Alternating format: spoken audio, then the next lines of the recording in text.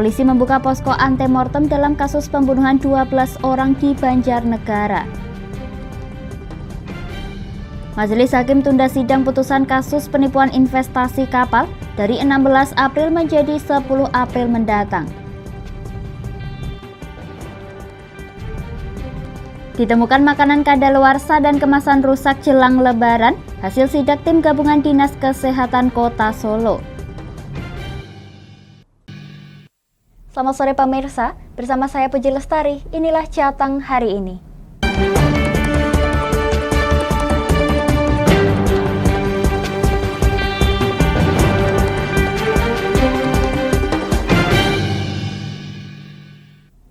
Pemirsa, kasus pembunuhan di Banjarnegara yang melibatkan dukun Slamet dengan 12 korban yang ditemukan terkubur di halaman rumahnya hingga kini masih dalam penyidikan pihak kepolisian. Kini polisi membuka posko antemortem untuk mengetahui keberadaan keluarga para korban.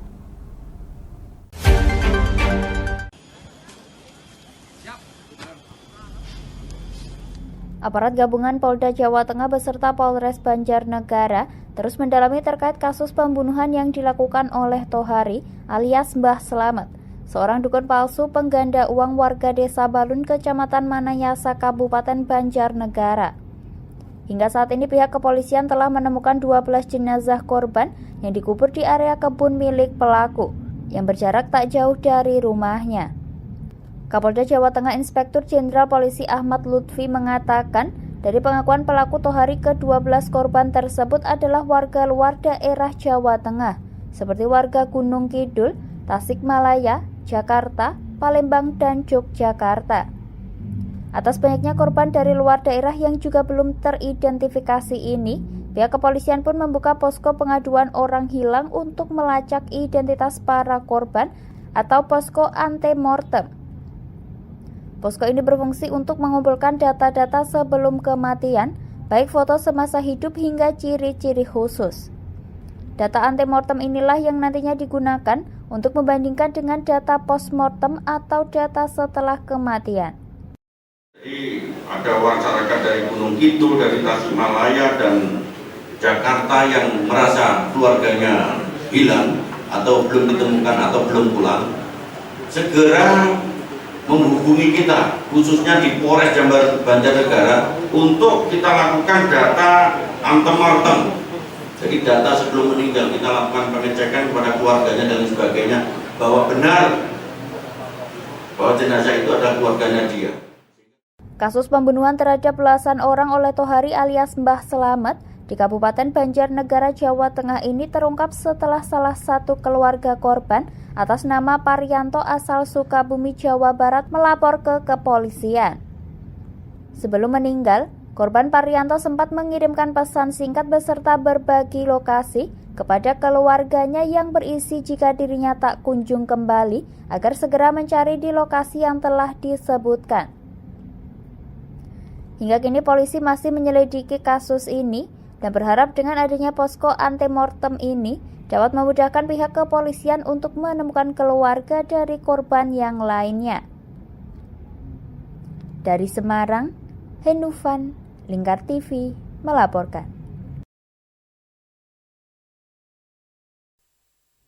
Pemirsa, Polda Jawa Tengah pada Kamis sore 6 April 2023 menggelar konferensi pers di Mapolresta Solo terkait update kasus Slamet dukun di Banjarnegara. Dalam kegiatan tersebut disampaikan bahwa jumlah korban saat ini ada 12, di mana semuanya dinyatakan mati lemas akibat mengkonsumsi potasium sianida. Jadi bisa Slamet Tohari atau Mbah Slamet dukun pengganda uang Banjarnegara ternyata telah menghabisi nyawa 12 korban. Para korban ternyata disuguhi minuman bercampur racun yang membuat mereka tewas. Dalam gelar perkara yang berlangsung di Mapolresta Solo, Kapolda Jawa Tengah Irjen Pol Ahmad Lutfi menyampaikan, akibat perbuatan Slamet dukun tersebut, 12 korban dinyatakan mati lemas usai mengkonsumsi air yang mengandung potasium sianida. Terkait motif tersangka, Kapolda menjelaskan bahwa motifnya adalah untuk menguasai harta korban guna untuk membayar hutang. Dari ke-12 korban tersebut, tersangka berhasil membawa uang milik semua korban sebanyak 70 juta rupiah. jenazah. Kemudian tanggal 4 kita bongkar lagi ada 2 jenazah. Jadi 192. Jadi jumlah jenazah yang sekarang kita lakukan identifikasi adalah 12 jenazah. Jadi masyarakat tidak terlalu simpang siur, ada 9, ada 12, ada 11. Yang pasti adalah 12 jenazah yang dilakukan identifikasi. Setelah kita hasilkan hasil bahwa benar meninggalnya korban dari tubuh korban adalah akibat potasium.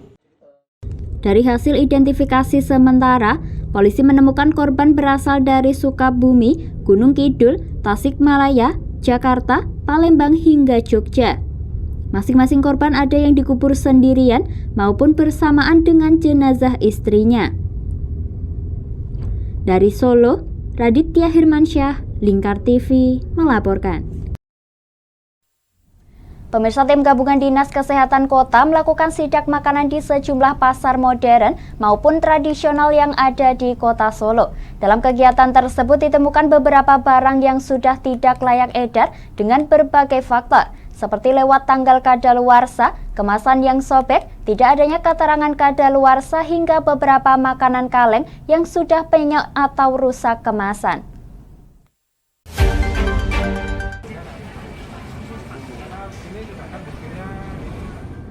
Pemerintah Kota Solo melalui tim koordinasi pembinaan dan pengawasan obat dan makanan melakukan tinjauan pengawasan keamanan pangan di beberapa lokasi pada Kamis 6 April 2023. Kepala Bidang Penyediaan Fasilitas Kesehatan dan Kefarmasian Dinas Kesehatan Kota Solo, Anom Yuliansyah menjelaskan, tinjauan ini merupakan bentuk tanggung jawab pemerintah Kota Solo untuk menjamin keamanan dan kenyamanan masyarakat dalam mendapatkan makanan yang aman selama bulan Ramadan dan menjelang Lebaran.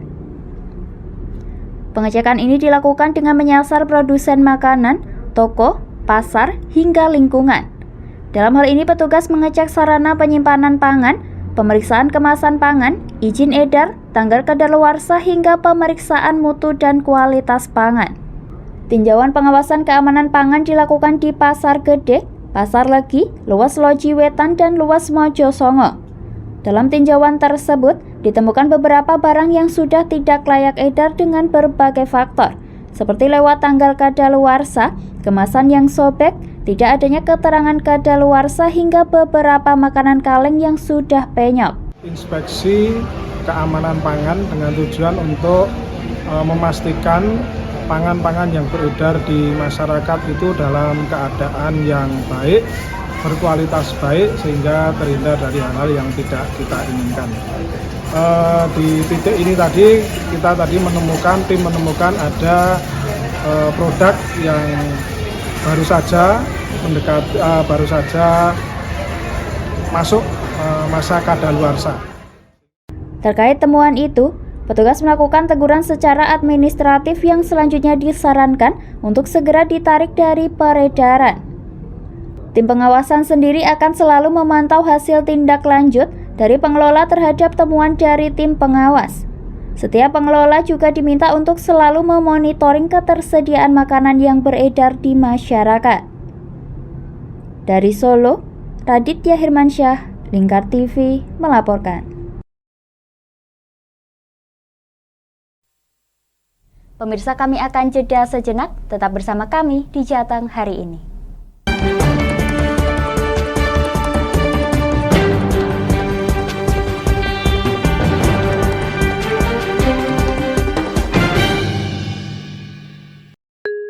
Ramadan penuh berkah. Sambut datangnya bulan suci Ramadan. Spesial program sejarah Islam menambah pengetahuan Anda mengenai kisah-kisah Nabi dan para sahabatnya. Sinema Islami yang saran akan nilai-nilai keislaman. Menemani istirahat siang Anda bersama musik religi, musik masa kini penyejuk hati saat bulan Ramadan. Menyuguhkan serba-serbi Ramadan yang meramaikan momen Ramadan Anda bersama keluarga.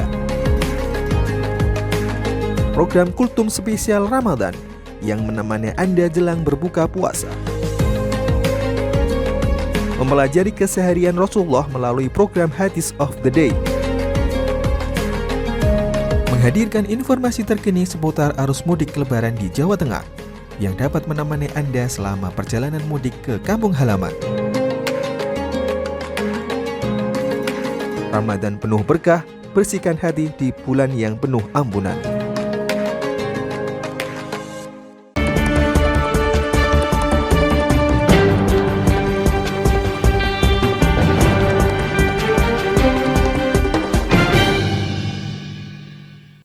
Anda masih menyaksikan Jateng hari ini pemirsa. Korban kasus penipuan berkedok investasi kapal perikanan kecewa lantaran Majelis Hakim Pengadilan Negeri Pati menunda pelaksanaan sidang putusan untuk terdakwa Utomo. Sidang yang seharusnya dilaksanakan pada 6 April lalu justru ditunda menjadi 10 April mendatang.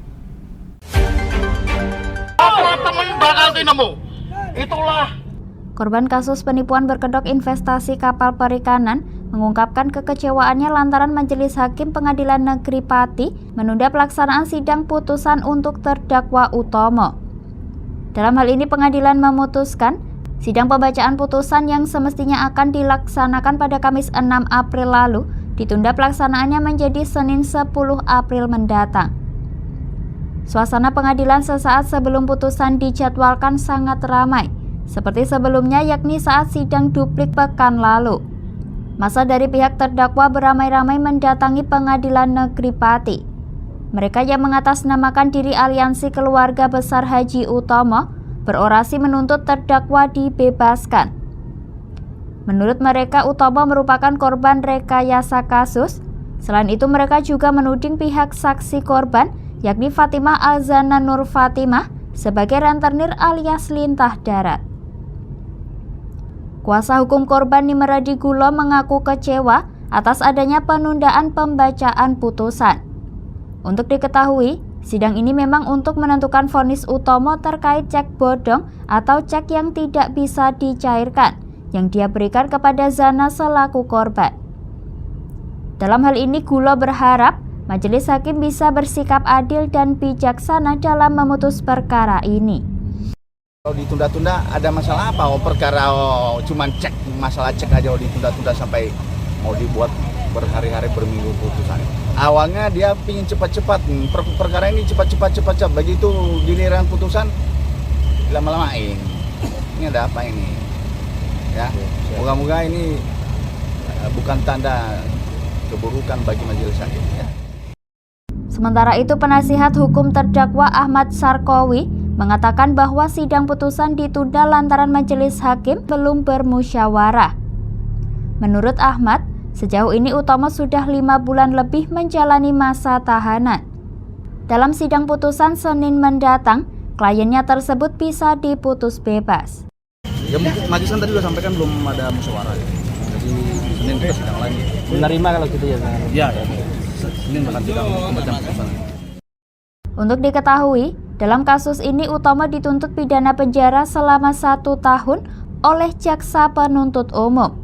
Berbeda dari keterangan Ahmad Sarkowi, pihak Pengadilan Negeri Pati menjelaskan penundaan sidang putusan diakibatkan adanya kendala teknis terkait dengan peranti audio saat sidang berlangsung. Dari Pati, Mutia Parasti, Lingkar TV melaporkan.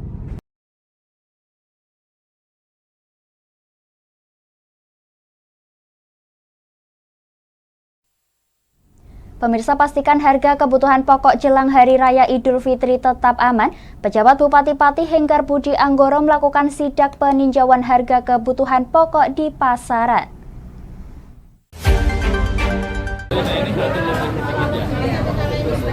Memasuki pertengahan Ramadan sangat riskan akan kenaikan harga. Dengan begitu, pejabat Bupati Pati lakukan sidak pemantauan harga pasar yang dilakukan kemarin 6 April 2023 dengan tujuan Pasar Puri Baru dan Pasar Sleko. Dalam agenda ini juga diikuti oleh organisasi perangkat daerah seperti Dinas Perindustrian dan Perdagangan, Dinas Pertanian, serta Satpol PP Pati. Sidak ini dimulai dengan tujuan awal Pasar Puri Baru dan dilanjutkan dengan menuju peninjauan ke Pasar Sleko. PJ Bupati Pati Henggar Budi Anggoro berharap stok kebutuhan pokok serta sayur mayur tidak ada permasalahan yang berarti. Pihaknya mengungkapkan, dengan adanya pemantauan harga ini juga digunakan untuk memprediksi jika ada kenaikan harga yang signifikan jelang Lebaran. Telur juga posisinya kan secara keseluruhan termasuk tadi ada bawang merah, bawang putih, lombok itu posisi harganya nggak ada masalah di sini. Malah cenderung telur ini cenderung turun posisi saat ini. Sekarang tadi itu rata-rata harganya sekitar 25-an per kilonya untuk yang telur ayam. Nah tentunya dengan kondisi ini ketersediaan tadi sudah kita cek di Puri dan di sini nggak ada masalah. Berarti secara umum di Pati ini nggak ada permasalahan kaitannya dengan ketersediaan gepok emas yang nantinya akan digunakan oleh masyarakat di masa Idul Fitri pada tahun ini. Jadi secara keseluruhan tidak ada masalah, harga juga masih sangat stabil. Pihaknya juga menambahkan, harga pada pertengahan Ramadan masih cenderung stabil. Meski begitu, pihaknya memprediksi nantinya ada lonjakan harga kurang lebih Rp5.000 hingga Rp10.000 untuk daging sapi. Namun kondisi ini bisa berbeda dengan kondisi komoditas lainnya. Dengan demikian, pihaknya mengaku tak ada permasalahan yang berarti terkait harga kebutuhan pokok. Besar harapannya kondisi ini tetap terjaga hingga Lebaran mendatang. Dari Pati, Mutia Parasti, Lingkar TV melaporkan.